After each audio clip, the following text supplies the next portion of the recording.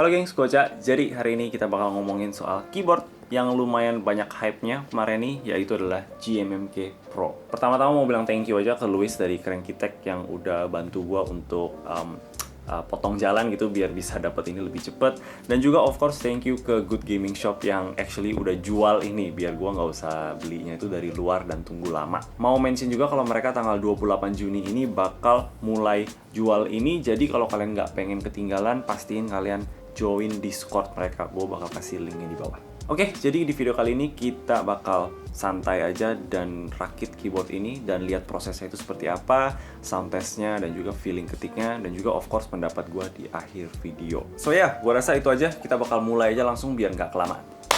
Oke, pertama-tama kita unboxing aja dulu. Di boxnya sih nothing too fancy, menurut gua masih sangat gaming dan glorious banget. Dan di dalamnya pertama kita disambut oleh semacam business card-nya gitu. Dan di bawah layernya itu barulah ada keyboardnya yang not gonna lie lumayan berat banget sih, kerasa premium gitu. Di bawahnya lagi ada extra gasket strip. Gasket itu apa? Nanti gua bakal bahas. Kabel USB-C, switch dan juga keycap puller yang gue pribadi sih nggak rekomen untuk pakai. Lebih baik pakai switch dan keycap puller yang seperti ini aja. Untuk keyboardnya sendiri gue pilih yang white ice, tapi ini in real life lebih ke warna silver gitu sebenarnya. Build quality-nya itu pakai CNC anodized aluminium yang buat gue sih serasa really good, apalagi kalau kita terbiasa oleh keyboard plastik pre-built. Semua sudut-sudutnya halus dan gak ada yang tajam-tajam. Tulisan Glorious di bawahnya juga terlihat lumayan keren sih menurut gua. Kecuali stiker ini yang somehow bikin vibe keyboardnya tuh jadi kayak keyboard pre-built. Tapi overall gua rasa orang-orang bakal suka sama build-nya dan juga feeling dari keyboard ini. Untuk konteks, ini adalah berat keyboardnya out of the box lawan keyboard pre-built dari brand lain. Beratnya sendiri aja udah bikin handling experience-nya itu serasa beda jauh banget. Keyboard ini consist dari 6 bagian, yaitu casing di bawah, foam di bawah PCB, PCB yang hot swap yang udah south facing juga, foam lagi untuk di antara PCB dan plate, plate bawaan yang bahan aluminium, dan casing di atas. Untuk sistem mountingnya, keyboard ini pakai gasket mount. Gasket mount itu adalah kalau plate-nya dijepit antara casing di bawah dan di atas menggunakan gasket strips. Gasket strip inilah yang menjadi bantalan untuk plate-nya resting biar lebih ada flex. Gasket mount ini bikin typing experience-nya lebih empuk dan enggak stiff dibanding sama mount lain seperti tray mount. Untuk case yang di bawah itu seperti ini, serasa super solid banget dan potongan-potongan aluminiumnya juga mantep buat gua. Contoh kayak ruang untuk kabelnya resting ini. Di sini kita bakal taruh foam yang udah terpotong nicely dan ini bakal act sebagai kita punya sound dampener. Bisa dilepas juga kalau misalkan kalian nggak mau pakai. Untuk PCB-nya ini yang hot swap, 5-pin support dan juga udah south facing, jadi nggak perlu khawatir lagi sama switch tabrakan ke cherry profile keycaps. Dan juga pastinya udah support RGB, dan selain per key RGB, ini di sisi sampingnya juga ada RGB yang udah di diffuse sama frosted acrylic gitu, yang bakal diffuse lightingnya biar lebih halus. Dan pastinya ini nilai plus untuk para RGB freak di luar sana. Kita-kita yang nggak suka RGB ya boleh matiin aja. Untuk knobnya ini udah disolder ke PCB-nya jadi nggak perlu diotak-atik lagi. Dan by the way, untuk lighting dan lain-lainnya juga itu bisa diatur semuanya di app mereka Glorious Core. So ya, download aja kalau kalian beli keyboard ini. Untuk stabilizernya, ini gua rasa adalah kelemahan di keyboard ini. Stabilizer ini yang screw in dan juga udah rata stemnya, jadi nggak perlu dipotong-potong lagi. Udah di factory loop, tapi malah loopnya ini yang bikin agak nggak enak. Biar kalian ngerti, ini stabilizernya out of the box itu seperti apa.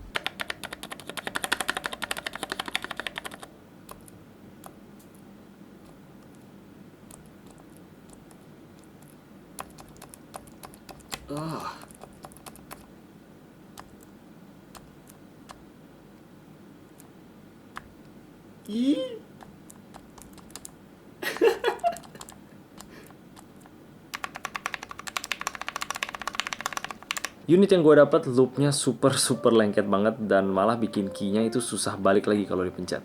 Dan bahkan setelah gue bersihin dengan air sabun dan diobok-obok airnya, diobok-obok, get it? Karena ya nama gue Joshua dan ini lagu diobok-obok. Never mind. Setelah gue bersihin dan coba tune lagi masih nggak terlalu beda jauh sih. Gue mau spend waktu lebih banyak lagi benerin stabilizernya, tapi karena gue cuma punya waktu sehari untuk cobain dan harus upload videonya hari ini, jadi gue move on aja dengan stabilizernya apa adanya. Ada lagi foam untuk di antara PCB dan plate-nya ini, dan ini udah di-precut juga semuanya, jadi tinggal ditaruh aja. Again, bisa dipasang atau dilepas kalau pengen eksperimen dengan sound dan juga feel-nya. Untuk plate bawahnya itu bahan aluminium, tapi Glorious juga ada jewel terpisah yang bahan polycarbonate dan juga brass untuk beda typing feel dan juga sound. Plate-nya ini ke-screw ke PCB-nya, ada 12 baut di sekelilingnya dan juga ada 2 stand-off di tengah. Di sisi luar plate-nya ada bagian-bagian yang bakal resting di gasket strip-nya, jadi plate-nya ini nggak bakal physically dibaut ke casing keyboard-nya. Dan untuk case di atasnya ini juga ada gasket strip-nya yang bakal align dengan plate-nya. Setelah rapet kita bisa mulai pasang 8 baut yang ada di bawah, connecting case yang di bawah ke case yang di atas. Dan voila, itulah isi-isi keyboard-nya ini. Jadi overall untuk proses rakitnya sih straightforward aja, gua yang pemula juga nggak kesusahan sama sekali. Paling satu hal aja yang agak bikin nyebelin itu adalah dia punya baut itu nggak magnetic somehow. Jadi kalau kita pakai obeng yang magnet itu juga nggak nempel gitu. Dan untuk kerjain baut yang kecil-kecil gini dan nggak magnetik tuh lumayan susah sih. Dan juga paling stabilizernya yang bikin keyboard ini jadi agak kurang enak ya. Definitely kita butuh waktu yang lebih lama untuk benerin stabilizernya, atau mungkin lebih gampang tapi lebih mahal ya, kita tinggal beli stabilizer baru aja. Dan yang terakhir ini knobnya juga bakal datang di warna yang sesuai kita beli. Kalau kita beli silver ya silver, kalau kita beli hitam ya hitam gitu. Tapi mereka juga ada satu warna lagi yang emas, dan Glorious juga ada jual terpisah gitu ini. Jadi kita bisa beli ekstra lagi. Tapi untuk Good Gaming Shop ada jual stoknya knob ini juga gue sih kurang tahu ya. Jadi pastiin kalian join aja Discord-nya biar kalian bisa tanya-tanya. Oke, jadi kurang lebih keyboardnya itu seperti itu. Sekarang kita bakal coba pasang switch dan juga pasang keycap. Nah, untuk switchnya gue pilih Gateron Black Ink V2 yang gue udah loop pakai 205G0, dan juga untuk springnya gue pakai 105G0. Gue juga udah tambahin film, pakai film dari Desky. Untuk keycapsnya ini sebenarnya keycaps yang gue udah tahan-tahan untuk keyboard dari KB Defense yang gue udah pesen kemarin nih, yang udah on the way juga. Jadi make sure kalian subscribe biar nggak ketinggalan. Dan keycapsnya adalah GMK White on Black dari Drop. Ini adalah set keycap GMK yang lumayan sering available sih, setahu gue ya. Gue belinya sekitar bulan Maret dan nyampenya itu baru bulan lalu, dan gue masih taruh aja di lemari gue, nggak disentuh karena gue belum punya keyboard yang south facing PCB sampai keyboard ini datang. Dan ya gue penasaran aja pengen coba keycapnya. Awal gue pikir mungkin nggak bakal cocok sama warna silver ya, tapi god damn it, pas udah terpasang gue rasa sih ini keren banget sih, hitam di silver. Dan kebetulan juga ternyata Yokip, streamer keyboard Indonesia andalan, juga pakai variasi yang sama, GMK White on Black, di keyboard yang silver. Jadi ya mungkin kita sehati sejiwa seraga. Jadi ya ini adalah final build-nya GMMK Pro White Ice dengan konfigurasi stok. Jadi maksudnya gue nggak ada bongkar apa-apa, ini tetap apa adanya, semua foamnya ada, semua bautnya gue pakai. Dan untuk stabilizernya gue coba bersihin lagi dan coba tune in lagi, tapi masih agak kurang enak ya, kita denger aja nanti. Untuk switchnya gue pakai Gateron Black Ink V2 yang gue udah loop pakai 205G0, dan springnya 105G0. Gue juga udah pasang film. Dan untuk final touchnya gue pakai GMK White on Black. Jadi inilah sound testnya.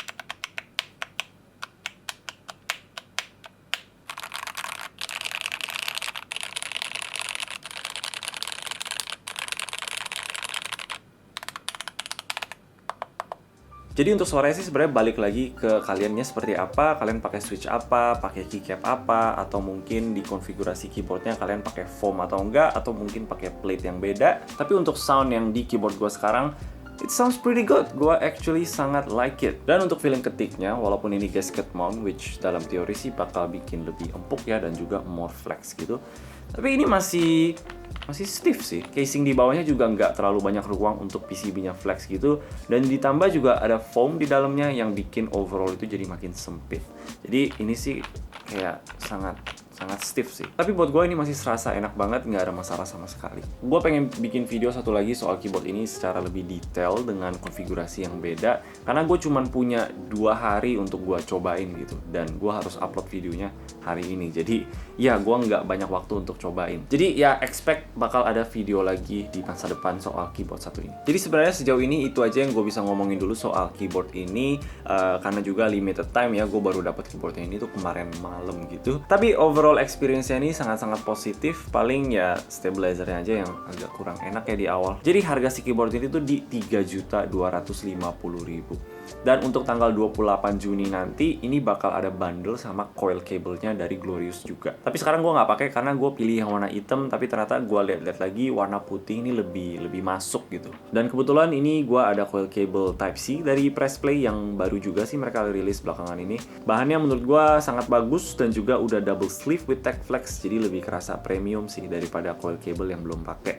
Feeling coilnya juga strong banget, jauh lebih strong dari coil cable lain yang gue punya. Dan ini apparently namanya reverse coil, jadi kalau ditarik-tarik gini tuh dia tetap stay dan tetap rapi. Dan menurut gue sih ini mantep banget. Mereka juga ada 4 warna biar bisa mix and match dengan kalian punya setup, dan of course juga kalian punya keycaps. Dan ya, I like it. Gue bakal kasih linknya di bawah buat kalian yang tertarik. Jadi itu adalah harga casingnya doang. Sekarang ditambah dengan Gateron Black Inks yang per switch itu di 10.800, dan untuk overall ini kita butuh 82.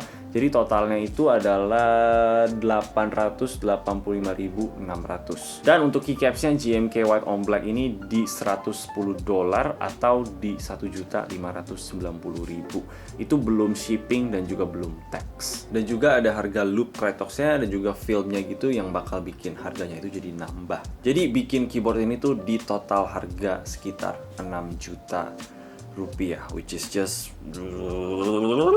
Tapi of course karena ini custom, jadi kalian nggak mesti pakai keycaps yang ini juga. Kalian juga nggak mesti pakai switch Gateron Black Inks. Kalian bisa pakai yang lebih budget friendly kayak Gateron Yellow gitu. Dan untuk keycapsnya sih, actually ada keycaps yang perfect banget sih untuk build ini ya gue rasa. Gue lihat Komalvin dari Best Innotech juga pakai keycaps itu di build dia. Dan keycapsnya itu yang Ryoko series dari Pressplay juga yang baru-baru ini keluar. Dan gue rasa itu keycaps yang perfect banget sih, perfect banget buat build si satu ini. Itu udah pakai PBT die sub dan cherry profile, dan juga ketebalannya lumayan tebel, nggak kerasa murahan sama sekali. Legendnya juga sharp dan nggak bengkok-bengkok itu, ditambah ada Japanese-nya gitu yang bikin lebih keren lah. Gue yakin pasti semua orang itu suka. In fact, gue bakal coba pasang dengan keycap itu dan juga Gateron Yellow biar kita bisa lihat suaranya itu dan looknya itu seperti apa.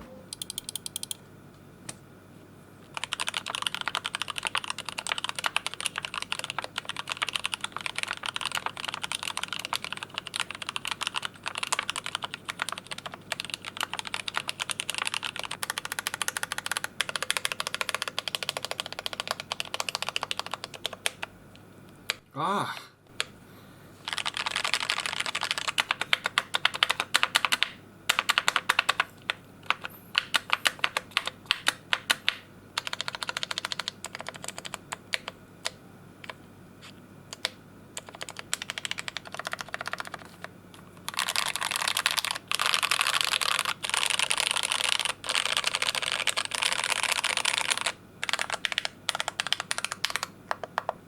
Oke, gua rasa itu aja. Menurut gue ini adalah keyboard yang sangat-sangat bagus. Untuk layoutnya sih gue lebih prefer yang 65% atau mungkin TKL aja sekalian. Tapi not gonna lie, ini 75% ini memang appealing sih dalam segi function dan juga compactness-nya gitu. Gak heran sama sekali kalau layout ini tuh dicari banyak orang. Dan untuk knob-nya buat gue ini berguna banget sih untuk sesimpel kayak adjust volume up and down, dan juga kita bisa mute kalau kita pencet kayak gini. Again, gue nggak bisa ngomongin in-depth soal gasket mount-nya dan juga stabilizer-nya, tapi stay tune aja karena gue bakal bikin video satu lagi.